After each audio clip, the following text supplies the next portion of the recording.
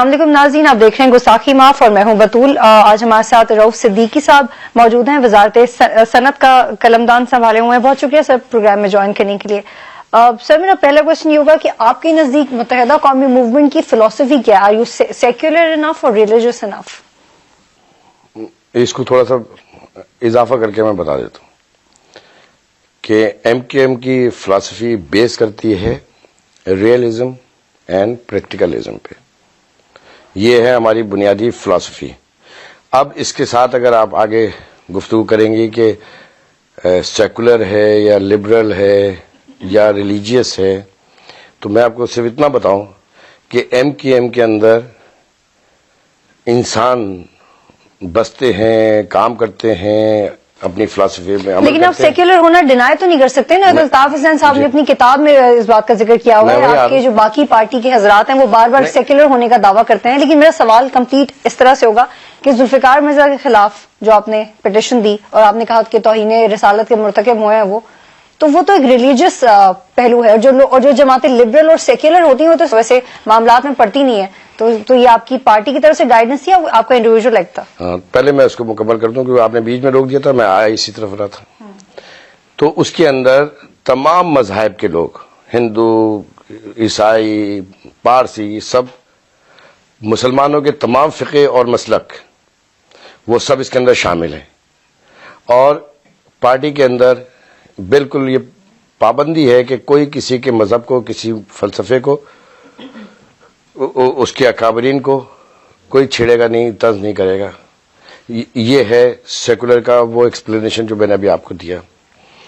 اب آ جائیے اس سوال کے اوپر جو آپ نے مجھ سے کہا کہ اس میں ڈینائل کی کوئی بات ہی نہیں ہے۔ لیکن سیکولرزم میں پالیٹکس میں ریلیجن کو لے کے نہیں آتا۔ یہ بالکل ہی غلط ہے، آپ کا یہ کانسیپٹ ہی غلط ہے۔ یہ آپ کا یہ سیکولرزم کے اندر اس کا مطلب یہ نہیں ہے کہ کوئی کفر اس کے اندر موجود ہے اور مذہب کا کوئی کانسیپٹ ہی نہیں ہے، کوئی لادینی سیاست اور مذہب کو مکس نہیں کرتا۔ لادینی سیکولر کا مطلب لادین نہیں ہے، لادین نہیں، تمام مذاہب کو ایکول ریسپیکٹ دینا، ایکول ریسپیکٹ دینا نا۔ وہی میں نے آپ کو پہلے بتایا کہ ایم کیو ایم کے اندر جو فلسفی ہے اس کے اندر سارے لوگ شامل ہیں، سب ایک دوسرے کے اکابرین کو، پیغمبروں کو، ان کے انبیاء کو، ان کے ماننے والوں کی ریسپیکٹ کرتے ہیں۔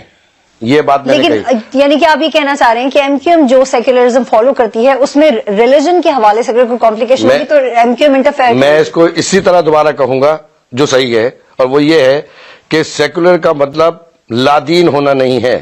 سیکولر کا مطلب یہ ہے کہ ہم قوت برداشت کے ساتھ تمام مذاہب کو، تمام مسالک کو قبول کر کے آگے بڑھیں گے۔ لیکن اگر آپ یہ اسٹیٹمنٹ دیں کہ جو ذوالفقار مرزا کو بحیثیت انسان بھی پسند کرے وہ بھی توہین رسالت کا مرتکب ہے، یہ کیا اسٹیٹمنٹ ہے؟ دیکھیے اب آ جائیے، آپ اس سوال کے اوپر آئیے۔ یہ سوال بالکل جواب طلب ہے جو آپ نے مجھ سے کہا۔ پہلا سوال بھی جواب طلب تھا کیونکہ جو secularism MQM follow کری وہ نارمل سیکولرزم کی ڈیفینیشن ہمیں سمجھ میں نہیں آتی۔ کا مطلب you don't have to get into the matters of religion when you are secular, you don't do it, it is not practice usually. یعنی مثال کے طور پہ ہم اگر کسی جماعت کے اندر ہیں یا آپ کسی کی جماعت ہیں، اگر آپ اپنے آپ کو سیکولر کہیں تو آپ رسالت مآب صلی اللہ علیہ وسلم کی شان میں گستاخی کریں، آپ اللہ کی شان میں گستاخی کریں، ایکس وائی زیڈ اسی ویسی آدمی کے نام۔ تو پھر اب اپنے آپ کو مذہبی جماعت کہہ دیں نہیں، کیونکہ دس از ناٹ دی فلسفی آف سیکولرزم۔ نہ، یہ وہی میں کہہ رہا ہوں، اس کانسیپٹ کو بھی آپ بھی اور جو ایسا سمجھتے ہیں وہ بھی کلیئر کریں۔ سیکولر کا مطلب وہ ہے جو میں نے آپ کو بتایا، جو کتابوں میں لکھا ہے، اور جو سیکولر کے بانی ہیں وہ بھی۔ اب آ جائیے اسلامی فلسفی پہ بھی۔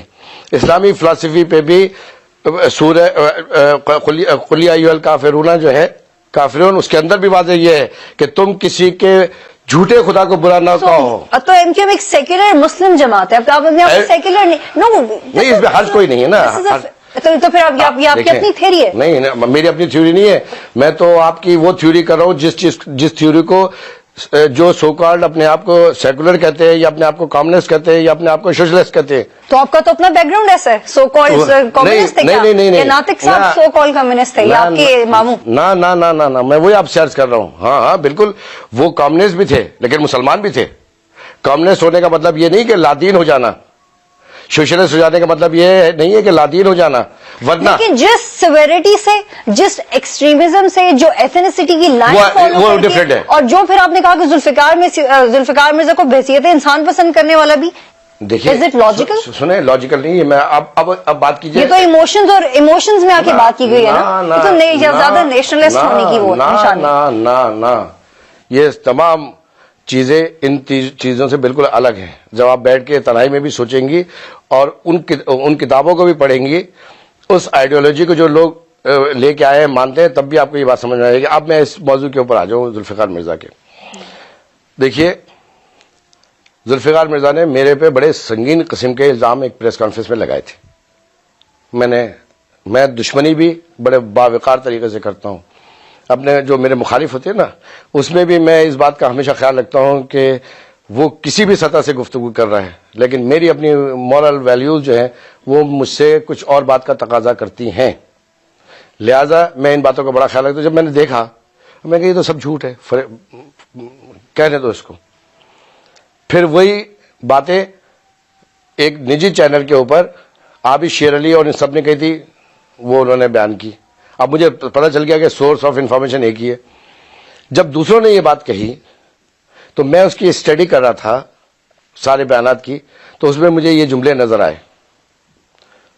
اور جب یہ جملے نظر آئے, کیونکہ میں لیگل نوٹس دینے جا رہا تھا اس نجی چینل کو اور ایم این اے صاحب کو اور اینکر صاحب پرسن کو, اس میں جب یہ سب چیزیں مجھے نظر آئی, میں اس میں پارٹی بھی بناتا ہے, ذوالفقار مرزا کو بھی پارٹی بناتا, کیونکہ اس نے بھی پریس کانفرنس کی تھی. تو میں نے کہا ایک ہی دفعہ میں یہ کیس کروں اور سب کو لے کے آؤں. سب یہ کہہ رہے ہیں نا پرچے لا کے ہم عدالت میں جا رہے ہیں, ہم فلاں جگہ جا رہے ہیں, یہ 10 سال سے میں بھی سن رہا ہوں.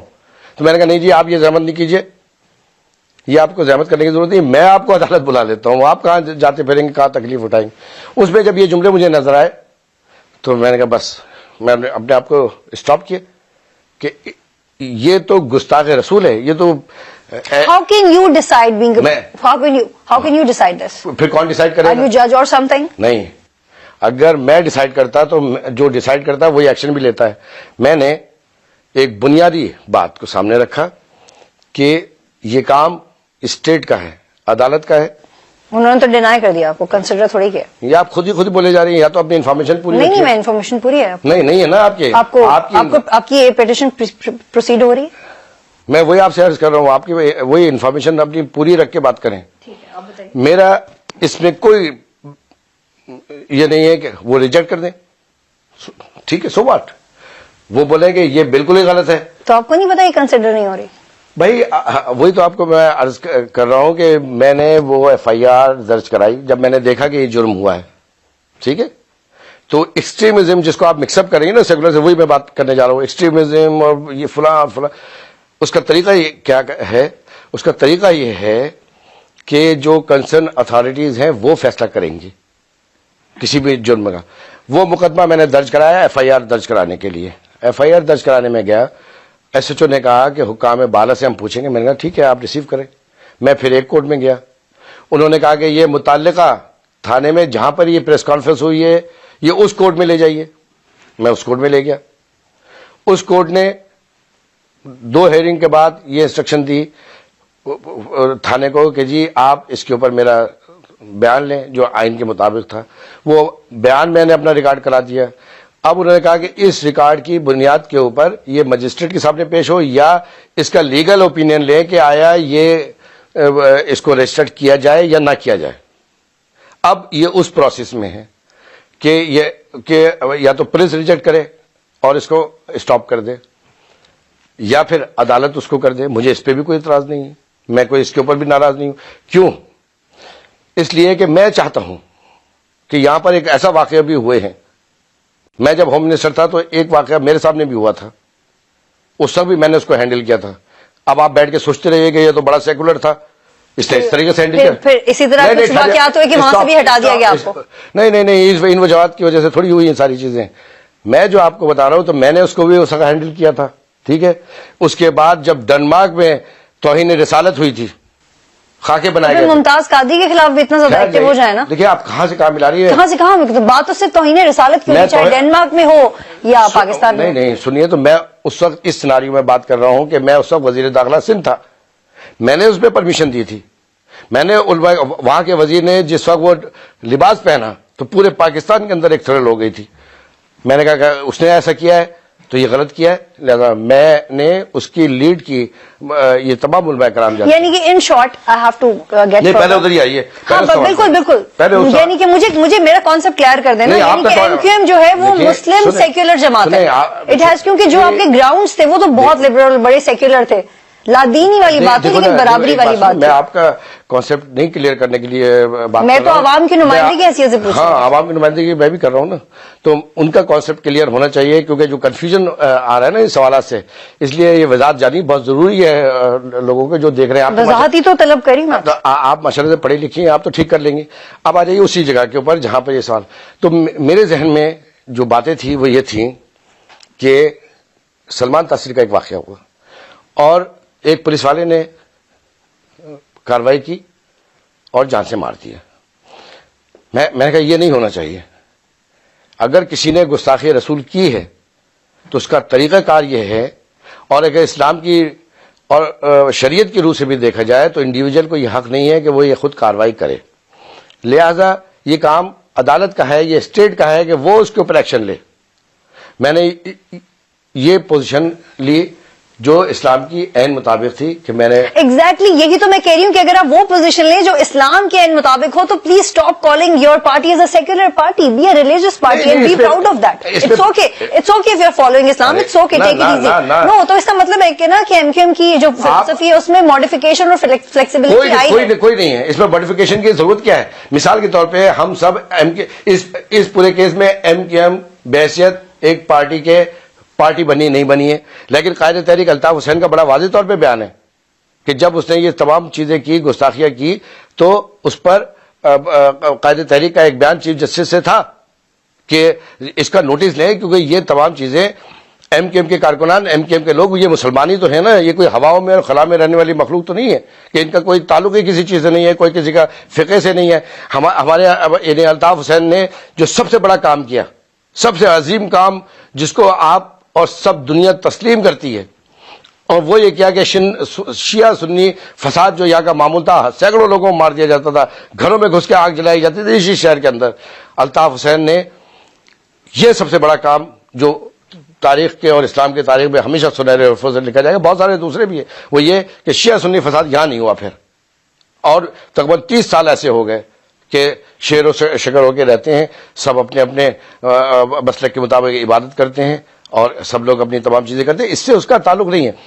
اب میں نے اب اس کو میں آگے تھوڑا سا ڈیفائن مزید کر دوں اس کیس کو, کیونکہ آپ نے اس کیس سے شروع. سر مجھے بریک لینی ہے, اس کے بعد اب ڈیفائن کیجیے گا. ناظرین گفتگو کا سلسلہ جاری رہے گا مگر اس بریک کے بعد. Stay with us.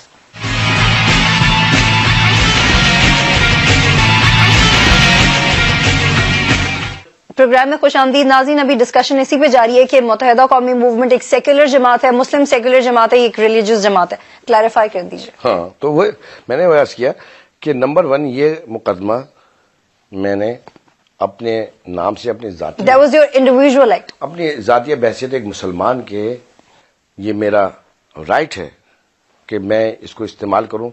دیکھنا یہ چاہیے کہ یہ طریقہ کار کیسے استعمال کیا جا رہا ہے.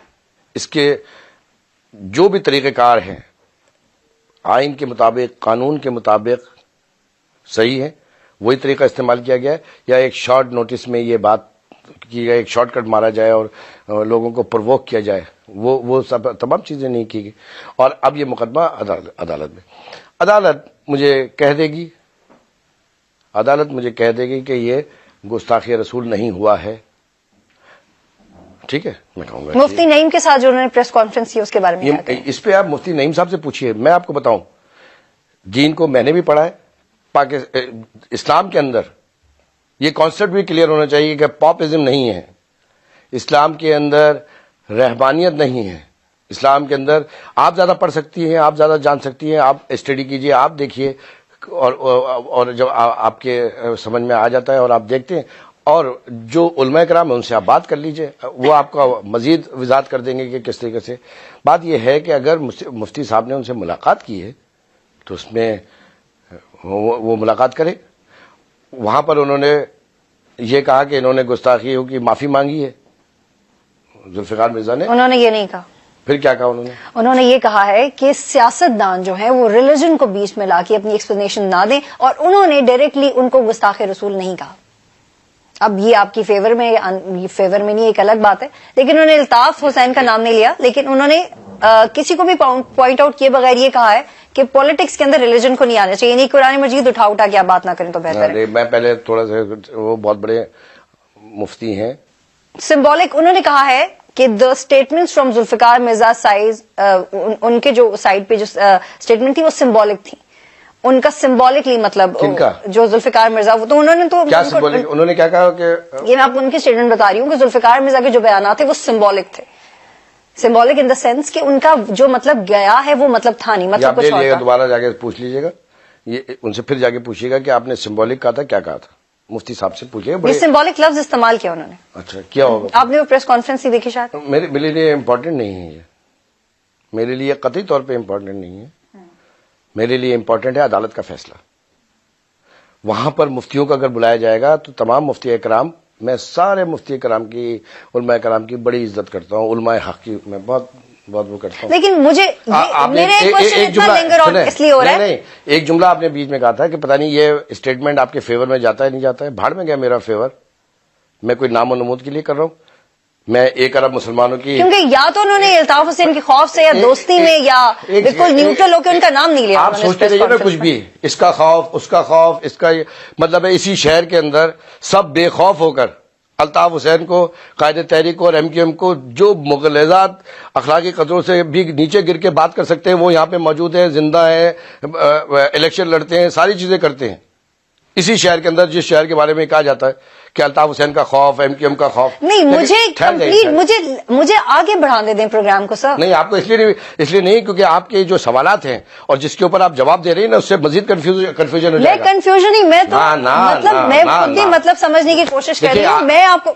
میری بات تو سن لیں، میں آپ کو صرف یہ کہہ رہی ہوں کہ آپ مان لیں اگر آپ سیکولر نہیں ہیں تو آپ اپنے آپ کو مسلم سیکولر مان لیں، اگر مسلم سیکولر نہیں تو ریلیجس مان لیں، پشتو مان لیں، سیکولر بھی رہنے، لبرل بھی رہنے اور ایک مسلم کی حیثیت سے پٹیشنز بھی دینی۔ This is the contradiction between you and your parties فلسفی۔ میں آپ سے بات کر رہا ہوں نا، اگر ذہنوں کے اندر شک و شبہات ہیں نا مختلف چیزوں میں، تو پھر وہ یہی گفتگو کریں گے۔ میں آپ کو بتا رہا ہوں، میں اللہ تعالیٰ کا احسان و بڑا کرم ہے، میں مسلمان ہوں، میں آباء و اجداد سے مسلمان ہوں، میں خود بھی مسلمان ہوں، اور آباء و اجداد کی وجہ سے ہی صرف نہیں یہ خوش قسمتی ہے کہ میں مسلمان گھر میں پیدا ہوا، بلکہ میں نے خود پڑھنے کے بعد بھی اللہ اور اس کے رسول صلی اللہ علیہ وسلم کو جانا ہے، اور میں یہ سمجھتا ہوں ان تمام چیزوں کو۔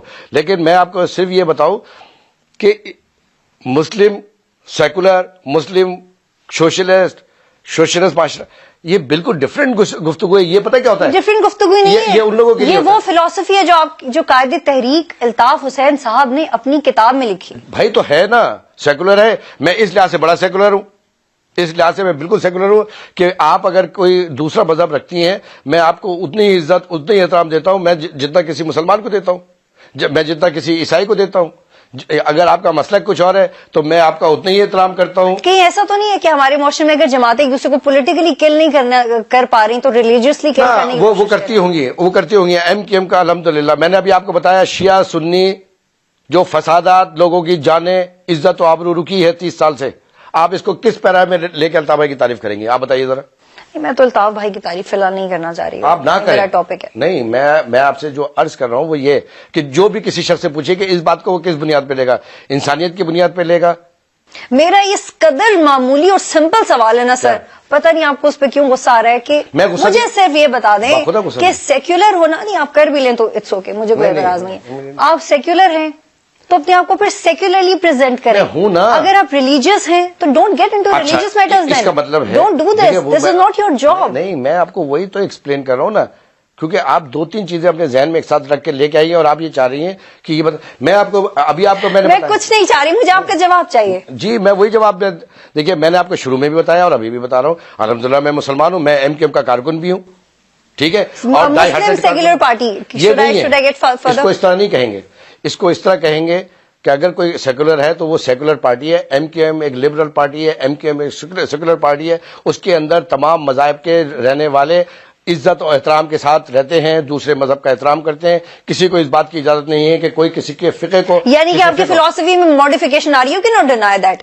ماڈیفیکیشن نہیں ہے، کلچر میں چینجز آتی ہیں، ہمیشہ سے چینجز کی بات، اس پہ دیکھیے مثال کے طور پر دیکھیں پہلے متحدہ قومی موومنٹ مہاجر قومی موومنٹ تھی. جب ان سے پوچھا گیا آپ نے مہاجر قومی موومنٹ سے متحدہ قومی موومنٹ کیوں بنا لی, انہوں نے کہا دیکھیے جی وقت کا تقاضا تھا. اب متحدہ قومی موومنٹ ہے تو وقت کا تقاضا ہے. پہلے آپ کی سیکولر جماعت تھی, اب آپ لوگ ریلیجیس ایشوز میں پڑے ہیں تو یہ بھی کہتے ہیں وقت کا تقاضا ہے, کیونکہ ہے تو وقت کا ہی تقاضا. This is the need of the hour کہ آپ کے ناقدین کہہ رہے ہیں کہ آپ سیاسی فائدہ اٹھا رہے ہیں. دیکھیے ناقدین تو سستی شہرت کے لیے.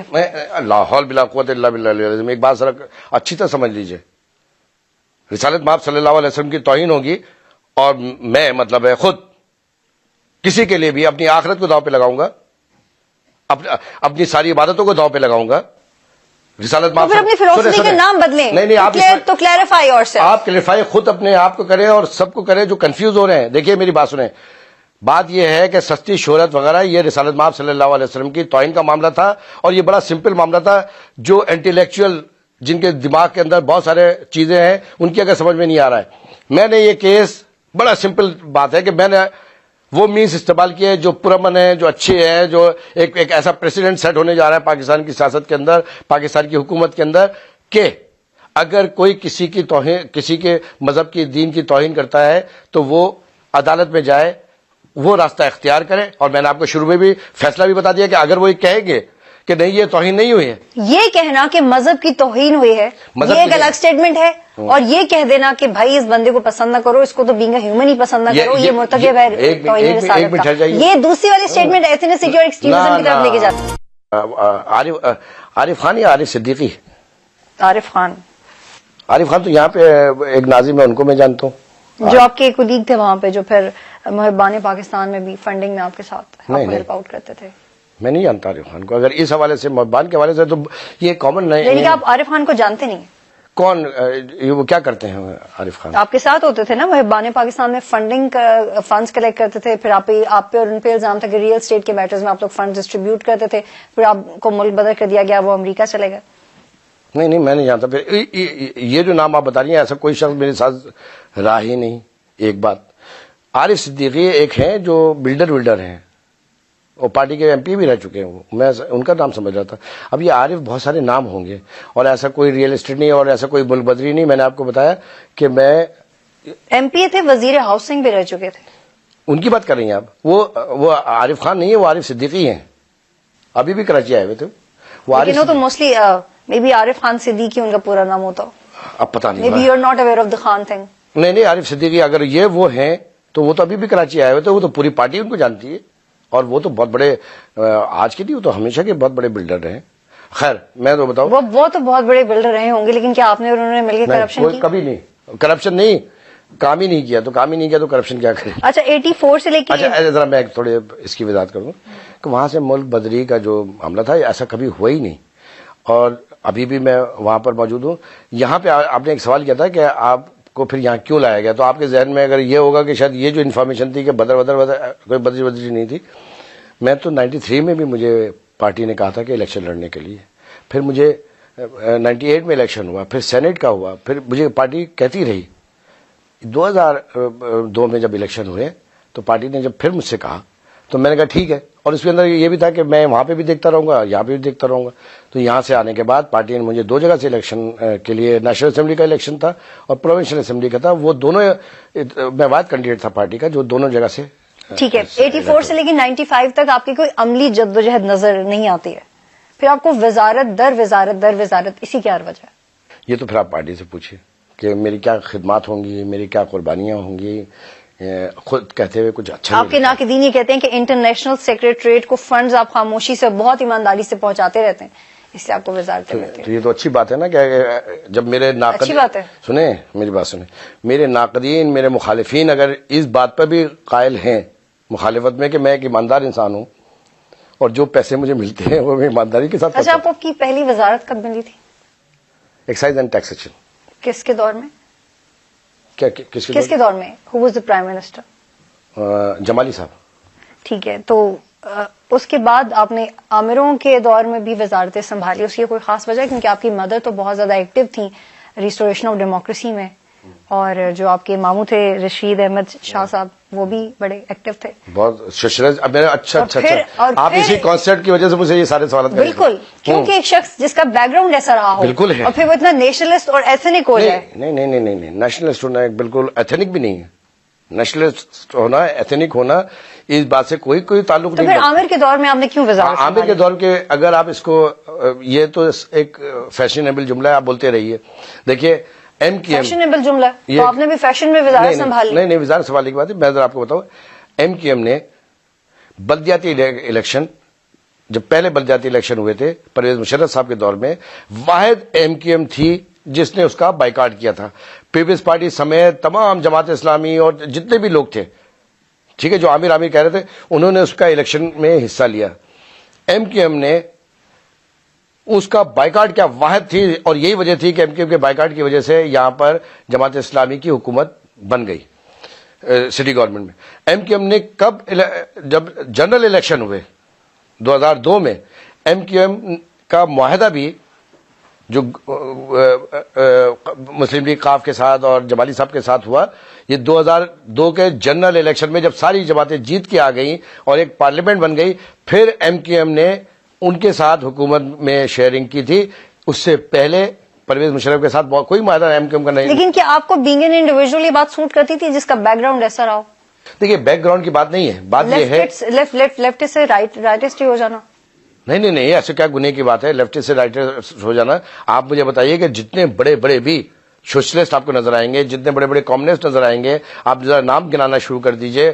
مطلب میرے مام جان کا نام تو کمیونسٹ پارٹی کا سیکرٹری جنرل کی حیثیت سے بھی آتا رہا ہے, اور ایک بات, لیکن جتنے بھی آپ دیکھیں, آپ تمام مجالس میں چلے جائیے, تمام آپ جلوسوں میں چلے جائیے, تمام بڑے بڑے ان کو, اب آپ ان کو کیا سمجھتے ہیں, جوش ملیح آبادی صاحب کو, کیا جوش ملیح آبادی صاحب کٹر لیفٹسٹ نہیں تھے, ٹھیک ہے, یا فیض صاحب کٹر لیفٹسٹ نہیں تھے, اچھا, لیکن کیا انہوں نے مذہب کے اوپر یا نبیوں کے اوپر نہیں لیا. اچھا, اس کو پھر آگے میں بتا دوں. پھر یہ مسئلہ یہ تھا کہ ایم کیو ایم نے وہ الیکٹڈ گورنمنٹ کے ساتھ معاہدہ کیا اور اس کے بعد حکومت میں آئی, اور مجھے ایکسائز اینڈ ٹیکسیشن دیا گیا کہ جی آپ چلائیے. تو اگر اب بھی آپ کو کسی عامر کے دور کی وزارت ملے تو آپ انکار نہیں کریں گے؟ عامر کے دور کے, اگر میں ایک مذاکر ایک بات کہہ دیتا ہوں, عامر کے دور کا تو یہ پاکستان ہے جس پہ ہم سب بیٹھے ہیں.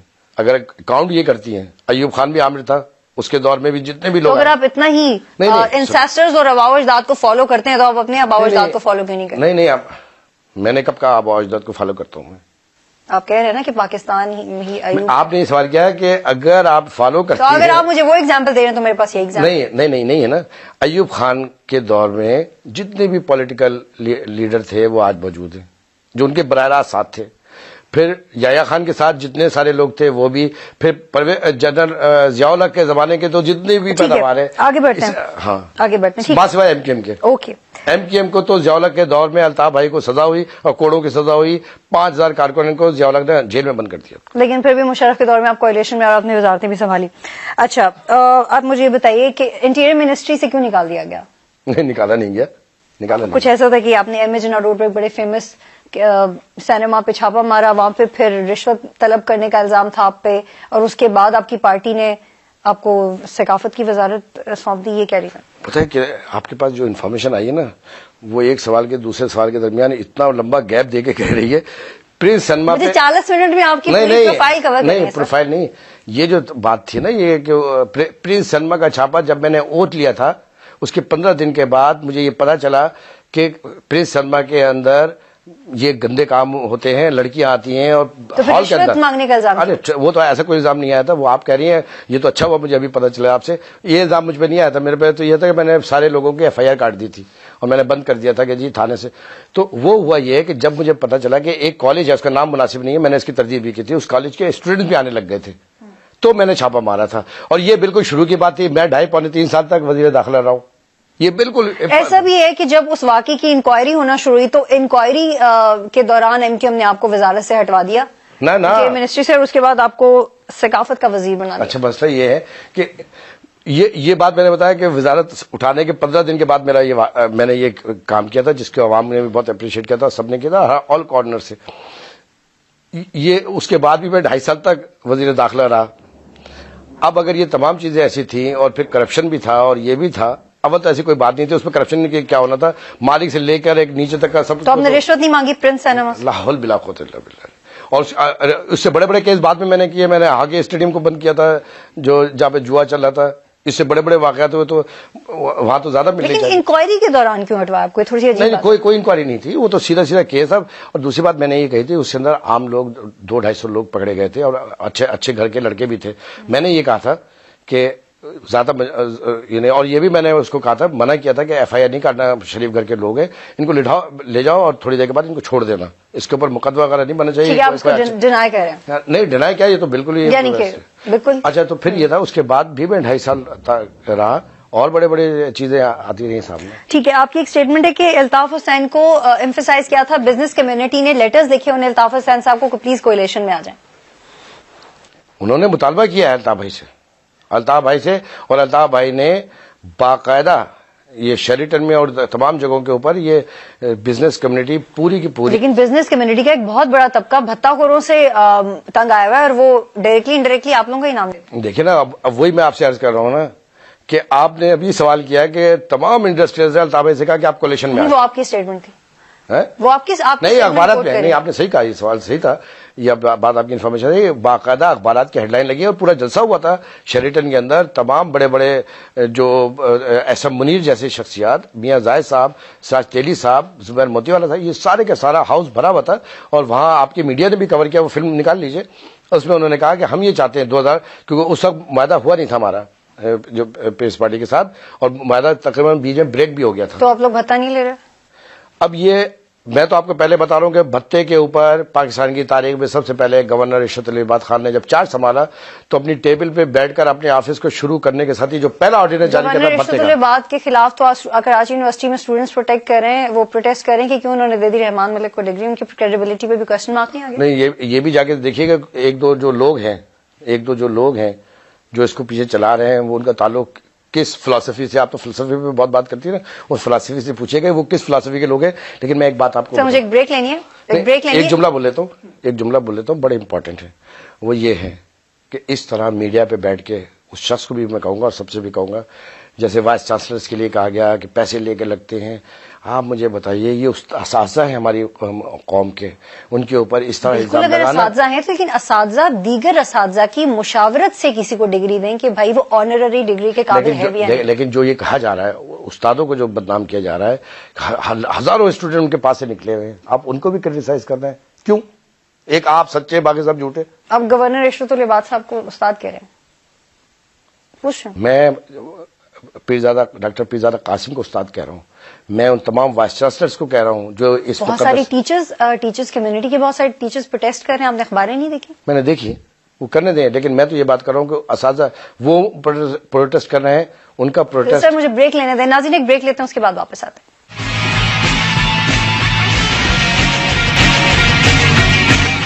پروگرام میں خوش آمدید ناظرین, پلیز جواب مکمل کیجیے گا اپنا.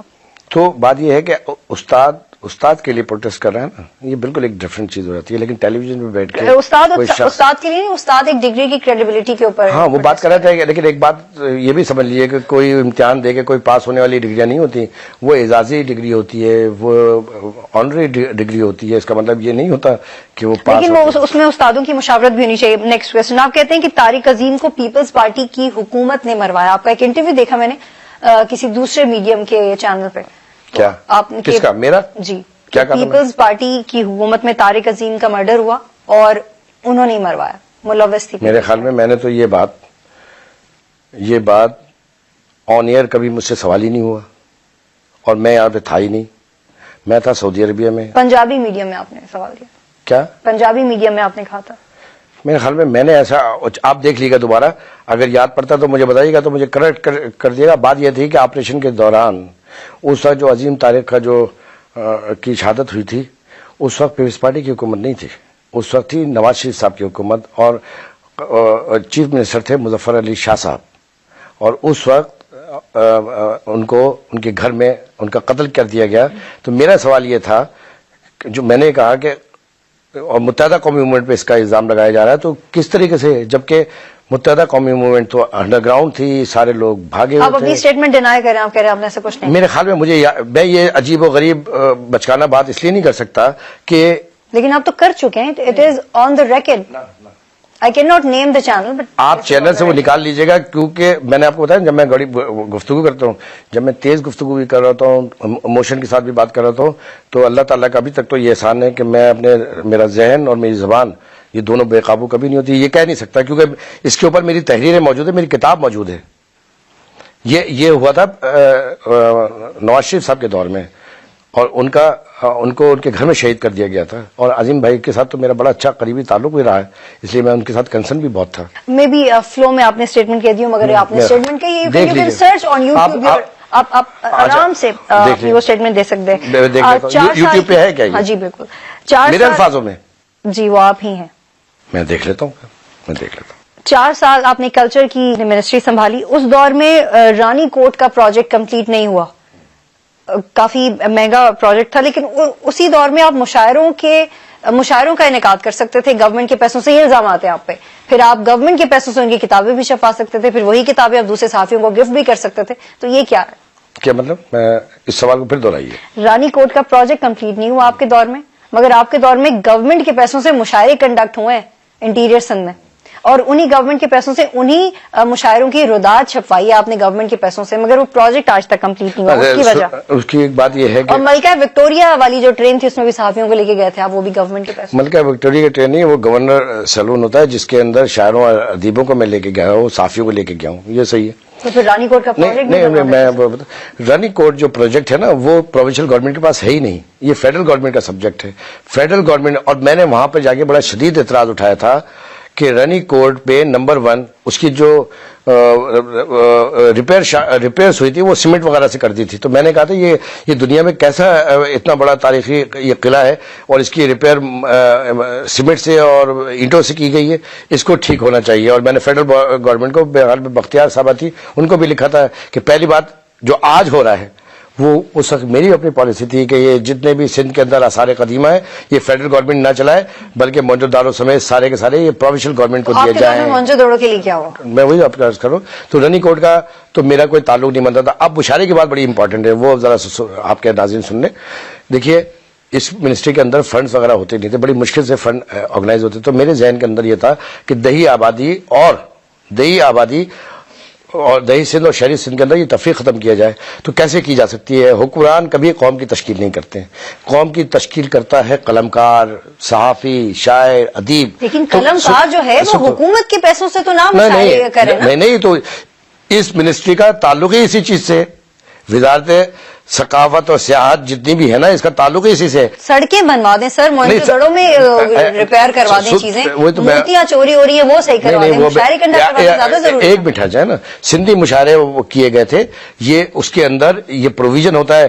اس کے وجہ پہ گانے بجانے کی محفلیں کرا دیتا, ٹھیک ہے, میں ہندوستان سے اور پاکستان سے اور امریکہ سے لا دیتا ہوں, آپ کہتے ہیں یہ بالکل ثقافت کے عین مطابق ہے. سندھی اردو مشاعرے اس وجہ سے کہ وہاں سے مشاعروں کا ایک رجحان ختم ہوتا چل رہا ہے. اور میں آپ کو کے ذریعے سے نوجوانوں کو بتانا چاہتا ہوں کہ یہ علمی پروگرام ہوتے ہیں, یہ ثقافت کا حصہ ہوتے ہیں. وہاں پر لوگ تھوڑی دیر کے لیے آ کے اپنی طالب علم آ کے سیکھتے ہیں. شاعر ادیب تو ہمارے ملک کے اندر مذاق بنا کے رکھ دیا گیا ہے. آپ ذرا فرانس کے, آپ نے جے پال سارتر کا واقعہ سنا ہوگا کہ جب اس کو گرفتار کرنے کے لیے, لیکن جب ایک گاؤں میں سڑک نہ بنی ہو میرا خیال ہے, اور جب ایک گاؤں میں اسکول کم ہو, اور وہاں پہ لوگوں کے پاس پہننے کے لیے شاید ڈھنگ کے کپڑے بھی نہ ہو, تو شاید تب ان پہ پیسہ لگانا زیادہ امپورٹنٹ ہوتا ہے بجائے کہ مشاعروں کا. یہ الزام آپ اس وقت لگائیے جب لوکل باڈی منسٹری میرے پاس ہو, اس وقت آپ لگائیے گا کہ یہاں پہ سڑکیں کیوں نہیں بنی, یا میں چیف منسٹر سندھ ہوں تو آپ لگائیے. لیکن یہ تو الزام ہے نا کہ گورنمنٹ کے پیسوں سے کیا آپ نے نہیں کیا, گورنمنٹ کے پیسوں سے. گورنمنٹ کے پیسوں کون کہہ رہے گورنمنٹ کے پیسوں سے مشاعرے کروانا ٹھیک ہے؟ ارے بھائی مشاعرے, سندھی اردو مشاعرے اس منسٹری کا کام ہی ہے یہ. پہلے تو جا کے دیکھیں نا کہ کون سی منسٹری, جو منسٹری مجھے ملی ہے اس کا جو کام تھا وہ میں کر رہا تھا. اس کے اندر میں نے شاہ لطیف ایوارڈ, سرکاری ایوارڈ جو پاکستان کی تاریخ میں کبھی نہیں تھا, وہ میں نے کیا. جوش ایوارڈ میں نے رکھایا کیش ایوارڈ کے ساتھ. شیخ ایاز ایوارڈ میں نے رکھایا. پھر میں نے یہ بھی نوٹ کر لیجئے, سیکولر اسلامی جو فلسفی ہے نا, میں نے قرأت کے اوپر, حمد کے اوپر, ٹھیک ہے, نعت کے اوپر, یہ 17 ایوارڈ جس کو 75 ہزار روپے پہ دینے کا میں نے اعلان کیا. اور یہ صرف میرے دور کا نہیں ہے, یہ آج بھی رہے گا. یہ جب تک سندھ اور پاکستان قائم رہے گا یہ میں نے باقاعدہ یہاں سے اپروو کرایا اور پھر پرائم منسٹر شوکت عزیز نے اسی پلیٹ فارم سے تقریر کرتے ہوئے اپیل کی تھی پنجاب اور سرحد اور لیکن ان شاعروں کو پھر 50,000 روپے دینا اور کس کو دینا اپنی تصویر بھی چھپانا اور نہ 50,000 روپے مشاعرے کے 50,000 نہیں جن کو ایوارڈ کے لیے نامزد کرے گی کمیٹی. یہ الزام ہے نا آپ پہ تو الزامات بتا رہی ہوں لگاتے رہے الزام 50,000 روپے میں کوئی مشاعرہ نہیں پڑا گیا. یہ ایوارڈ جو سرکاری ایوارڈ تھا کہ 17 ایسے افراد جنہیں شاہ لطیف ایوارڈ دیا جائے گا وہ کمیٹی بیٹھ کے طے کرے اور بڑے بڑے بزرگ شعراء کرام کا ایک سلسلہ. اب تو میں ہٹ گیا نا, میں تو 1 سال کے بعد ہٹ گیا تھا. اس کے بعد اب جو منسٹرز ہیں وہ دیتے ہیں. یہ دنیا کے اندر کیا صرف سوکھے انداز میں اسٹیٹ چلتی ہے, یہ ساری چیزیں چلتی ہیں. آپ دنیا میں جا کے دیکھیے, جے پال سارتر کی آپ کو مثال دے رہا تھا نا کہ جب اس کو لیے ریکمینڈ کیا گیا اس کو جیل میں بند کر دو, یہ حکومت کے خلاف بات کر رہا ہے, تو ڈیگال نے آ کے قوم سے خطاب کیا تھا. انہوں نے کہا کہ میری کیبنٹ مجھ سے کہہ رہی ہے کہ ان کو گرفتار کرو. ڈیگال کو گرفتار کرنے کا مطلب ہے میں پورے فرانس کو گرفتار کر لوں. لیکن وہاں پہ لوگ بھوکے نہیں مر رہے تھے 1988 سے. ہاں تو یہ آپ سوال کریں, میرے پاس جب یہ پورٹ فولیو ہو تو آپ دیکھیے نا, میرے پاس ذمہ داری جو ہے میں اس کو فالو کروں گا نا. ایک وزارت جو گورنمنٹ کے پیسوں سے آپ ان کا انعقاد کروا سکتے گورنمنٹ, لیکن آپ ان کی پھر جیبیں نہیں بھر سکتے. کن کی؟ ان شاعروں کی جنہوں نے پارٹیسپیٹ کیا ان مشاعروں میں. نہیں, ان کی تو فیس جو نذرانہ ہوتا تھا وہ سرکاری پیسوں سے دیا جاتا تھا. اچھا, نذرانہ. اور سوائے میرے نمبر 1 چیئرمین میں نہیں بنتا تھا. جتنے بھی مشاعرے میں نے پڑھے جا کے میں نے فری میں. ٹھیک ہے, okay sir, I have to wind up show. آخری 5 منٹ میں مجھے کچھ پوچھنے دیں آپ سے. 88 سے لے کے آپ حکومت کا حصہ ہیں کسی نہ کسی طریقے سے. 750 اس وقت سندھ میں ایسی انڈسٹریز ہیں, سک انڈسٹریز ہیں. تو it's a question on very simple and serious note کہ ان کو پرائیویٹائز کرنا ان کا حل ہے, یا پھر اگر ایک انڈسٹری میں 40% ایک انڈسٹری لگی ہوئی ہے تو کیوں نہیں اس میں آپ 60% انویسٹ کریں, اسی کو ریسٹرکچر کر دیں بجائے کہ 0 سے ایک نئی انڈسٹری لگا دیں. آپ کی بات یہ بھی صحیح ہے اور وہ بات بھی صحیح ہے کہ پرائیویٹائزیشن جو ہے نا, اس وقت آپ کسی بھی لائبلٹی کو, دنیا بھر میں بھی ایسا ہو رہا ہے کہ حکومت سرکاری سطح کے اوپر یہ لائبلٹی کو لینا بھی نہیں چاہیے. انہیں جو ہے پرائیویٹ پارٹنرشپ میں جانا چاہیے. میں اس بات سے پہلے میں اگری نہیں کرتا تھا, لیکن اب پوری دنیا کے اندر جو اکنامیکل کرائسس آ رہا ہے نا, ہر وقت کے حالات اس کے لحاظ سے مرتب ہونے چاہیے, پالیسیز مرتب ہونے چاہیے. اس وقت میں یہ سمجھتا ہوں کہ یہ بات بالکل صحیح ہے کہ یہ جو سکھ انڈسٹری ہے, جو اچھا سکھ انڈسٹری میں زیادہ تر انڈسٹری پتہ ہی کیا ہے, حکومتی کسی وجہ سے نہیں بند ہوئی ہے, بلکہ انہوں نے لون لیے ہوئے ہیں, لون پے نہیں کر سک رہے ہیں, یا لون زیادہ لے لیا, پروڈکشن کم ہے, اس کی وجہ سے زیادہ تر ایسا ہوا ہے. اور میرے خیال میں اگر آپ اس پوری فگر جو آپ نے دی ہے اس میں اگر 1% بھی دیکھیں تو شاید حکومتی کچھ پالیسی کی عزت کے اوپر آئے, لیکن زیادہ تر یہ ہوا ہے انڈسٹریلسٹ کا کہ وہ اپنی کسی نہ کسی وجہ سے. لیکن میں یہ بات کہتا ہوں کہ اس کو پرائیویٹ سیکٹر میں دے دیا جائے, پرائیویٹ سیکٹر لینے کے لیے بھی تیار ہوگا. لیکن تو اس کا مطلب ہے کہ گورنمنٹ سیکٹر نااہل ہے. اس میں نااہلی کی بات نہیں ہے, میں اس پالیسی کی بات کر رہا ہوں جو اکنامیکل پالیسی جو اس ملک کو چلانے کے لیے بے انتہا ضروری ہے. کہ نااہلی تو یہ ہو کہ چلتا ہوا ادارہ چلتا ہوا بیٹھ جائے اور اس کے اندر حکومت کا انفلوئنس موجود ہو, تو آپ یہ کہیں کہ حکومت کے لوگ نہیں چلا سکتے. لیکن وہ ادارے, اب مثال کے طور پہ ریلوے ہے یا دیگر ادارے ایسے ہیں نا, اس کو آپ تو کوشچن مارک کر سکتے ہیں, بہت ساری کوشچنس کر سکتے ہیں کہ یہ چلتا ہوا ادارہ کیسے بیٹھ گیا. اس کے کچھ ریزنس ہوں گے جو اس کا منسٹر دے سکتا ہے, اور اس میں بہت ساری باتیں صحیح بھی ہو سکتی ہیں. لیکن آپ کی 100% پالیسی نہیں ہے کہ پرائیویٹائز کرنا, آپ ریسٹرکچر بھی کرنا چاہتے ہیں. میں چاہتا ہوں, میں یہ چاہتا ہوں کہ جو انڈسٹری اس وقت لگی ہوئی ہے اس کو, جو انڈسٹریز ہیں انہیں فیسلیٹیٹ کیا جائے. اسی وجہ سے نوری آباد کا جو اسٹیل